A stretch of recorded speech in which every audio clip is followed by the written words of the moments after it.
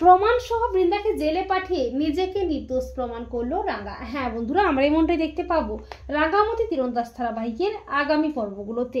রাঙ্গা একলব্যকে নিয়ে বাড়ি ফিরে আসে, আর একলব্য বাড়ি ফিরে আসায় বাড়ির সবাই তো আনন্দে মেতে ওঠে। এরপর সবাই মিলে প্রমিতার বাড়ি ফিরে আসার অপেক্ষায় থাকে, আর বৃন্দা রাঙ্গাকে ফাঁসানোর জন্য সুযোগ বুঝে রাঙ্গার ঘরের বিছানার নিচে বিস্ফোরকের জিনিসপত্রগুলো রেখে দিয়ে আসে। এরপর বৃন্দা থানায় আসে আহিরির সাথে চক্রান্ত করতে রাঙ্গার বিরুদ্ধে।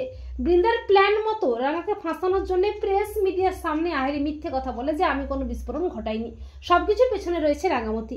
বসু বাড়িতে পুলিশ হাজির হয় রাঙ্গাকে অ্যারেস্ট করতে। এরপর পুলিশ একলব্যের ঘরের বিছানার নিচ থেকে বিস্ফোরকের জিনিসপত্রগুলো খুঁজে পায়।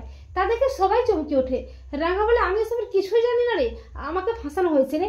এরপর পুলিশ রাঙ্গাকে অ্যারেস্ট করতে যাবে করে, কিন্তু ঠিক তখনই সত্যজিৎ এসে বলে রাঙ্গাকে ফাঁসানো হচ্ছে, রাঙ্গা সম্পূর্ণ নির্দোষ। রাঙ্গা বলে, আমি 24 ঘন্টার মধ্যে প্রমাণটা করে দেবো যে সবটা একটা চক্রান্ত, আর আসল অপরাধীটাকেও ঠিক খুঁজে বের করবোই রে। এরপর পরদিন রাঙ্গা বাগানের সিসিটিভি ফুটেজ চেক করে সত্যজিৎকে দিয়ে। সিসিটিভি ফুটেজে স্পষ্ট দেখা যায় বৃন্দায় বিস্ফোরকের জিনিসপত্রগুলো একলব্যের ঘরের মধ্যে রেখে দিয়েছে। এরপর রাঙ্গা পুলিশের হাতে তুলে দেয় বৃন্দার কুকীর্তির প্রমাণ। পরদিন প্রমাণ সমেত পুলিশ আসে বৃন্দাকে অ্যারেস্ট করতে। পুলিশ বলে, বেআইনি অস্ত্র রাখার অপরাধে বৃন্দা বোসকে আমরা অ্যারেস্ট করতে বাধ্য হচ্ছি। বৃন্দা বলে, এসব মিথ্যে, আমাকে ফাঁসানো হচ্ছে। এরপর পুলিশ বৃন্দার কুকীর্তির প্রমাণ সবাইকে দেখিয়ে বৃন্দাকে অ্যারেস্ট করে।